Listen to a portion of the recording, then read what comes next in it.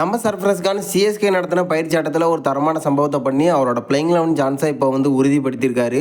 பேட்டிங்கில் என்னென்ன சம்பவங்களை பண்ணியிருக்காரு, இப்போதைக்கு இவரோட பயிற்சி ஆட்டம் எப்படி இருந்துட்டு இருக்கு, சிஎஸ்கேவோட பிளேயிங் 11 இவருக்கான வாய்ப்பு கிடைக்குமா, அதை பற்றின ஒரு ஃபுல் டீட்டெயிலை பற்றியும் நம்ம சிஎஸ்கேவில் இருக்கக்கூடிய வெளிநாட்டு வீரர்கள் எப்போ சென்னையில் லேண்ட் ஆக போகிறாங்க அப்படிங்கிறத பற்றின ஒரு லேட்டஸ்டான அப்டேட் கிடச்சிருக்கு.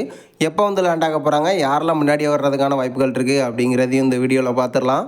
அதுக்கு முன்னாடி சேனலுக்கு புதுசாக இருந்தீங்கன்னா சப்ஸ்கிரைப் பண்ணிக்காங்க. இந்த வீடியோக்கு ஒரு லைக் கொடுங்களா, லைக்கை கொடுத்துருங்க. ஃபஸ்ட்டு நம்ம வெளிநாட்டு வீரர்கள் எப்போ ஜாயின் ஆக போகிறாங்க அப்படிங்கிறத பார்த்துலாம். எல்லாருமே வெயிட் பண்ணிட்டு இருக்கோம் எப்போ வருவாங்க அப்படின்னு. ரீசெண்டாக ஒரு அப்டேட் கிடச்சிருக்கு. இப்போதைக்கு பார்த்தீங்கன்னா இந்த வார எண்டில் சில முக்கியமான வீரர்கள் சென்னையில் ஜாயின் ஆக போகிறாங்க அப்படின்னு சில அப்டேட் கிடச்சிருக்கு. குறிப்பாக பார்த்தீங்கன்னா நம்ம நூர் அகமது, அது மட்டும் இல்லாமல் நேத்தன் எல்லிஸ், இவங்க 2 பேரும் கன்ஃபார்மாக பார்த்தீங்கன்னா இந்த வார எண்டில் கன்ஃபார்மாக சிஎஸ்கேவோட ப்ராக்டிஸில் இருப்பாங்க அப்படிங்கிற மாதிரி சொல்லப்பட்டிருக்கு. இவங்க மட்டும் இல்லை, இவங்களோட இணைஞ்சு இன்னொரு இளம் வீரரும் ஜாயின் ஆக போகிறாரு. யார் அப்படின்னு பார்த்தீங்கன்னா வெஸ்ட் இண்டீஸ் வீரரான அகில். இவரு இப்போ சென்னையில் ஜாயின் ஆகிறதுக்கான அதிக வாய்ப்புகள் இருக்குது அப்படின்னு சொல்லப்பட்டுருக்கு.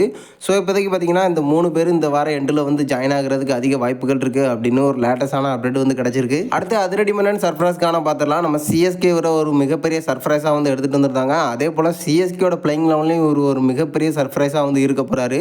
இப்போதைக்கு பார்த்தீங்கன்னா நம்ம சிஎஸ்கே பயிற்சி ஆட்டத்தை ஸ்டார்ட் பண்ணியிருக்காங்க. அதில் பயங்கரமான சம்பவங்களை பண்ணியிருக்காரு. பேட்டிங்கை பொறுத்த வரைக்கும் செம ஃபார்மில் இருந்துட்டு இருக்காராம். கிட்டத்தட்ட பார்த்தீங்கன்னா ஸ்பின்னாக ஸ்பீடாக இருக்கட்டும், எல்லா பவுலிங்லையுமே அடித்து பறக்க விட்டுருக்காரு. கிட்டத்தட்ட ஸ்பின்னர்ஸ்க்கு எதிராக அதிரடியான ஆட்டத்தை வெளிப்படுத்தியிருக்காரு அப்படின்னு ரீசெண்டாக சொல்லப்பட்டிருக்கு. இவரோட பேட்டிங் ஸ்டைலை பொறுத்த வரைக்கும் பார்த்தீங்கன்னா ஒரு 360 பிளேயர் மாதிரி தான் ஆடி கொடுத்துட்ருக்காரு. நம்ம சிஎஸ்கேவில் அந்த மாதிரி ஒரு வீரர் இல்லை அப்படிங்கிறது ஒரு மிகப்பெரிய மைனஸ் தான்.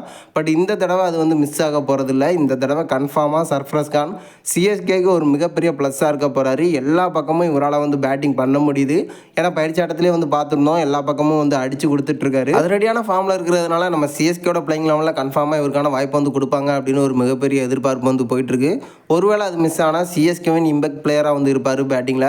ஸோ நல்ல ஃபார்மில் இருக்கார். நம்ம சிஎஸ்கே மிஸ் பண்ண மாட்டாங்க அப்படின்னு தான் தோணுது. எனக்கு தெரிஞ்சு சர்ஃப்ராஸ் கான் நம்ம சிஎஸ்கேவின் ஒரு மிகப்பெரிய வெப்பனாக இருக்க போகிறாரு. ஸோ நீங்கள் என்ன நினைக்கிறீங்க? நம்ம சர்ஃப்ராஸ் கானோட அதிரடி பயிற்சி ஆட்டமாக இருக்கட்டும், வெளிநாட்டு வீரர்கள் சென்னையில் லேண்ட் ஆக போகிறதா இருக்கட்டும், இதை பற்றின கருத்தை மறக்காமல் நம்மளோட கமெண்ட் பாக்ஸில் தெரிவிச்சிருங்க.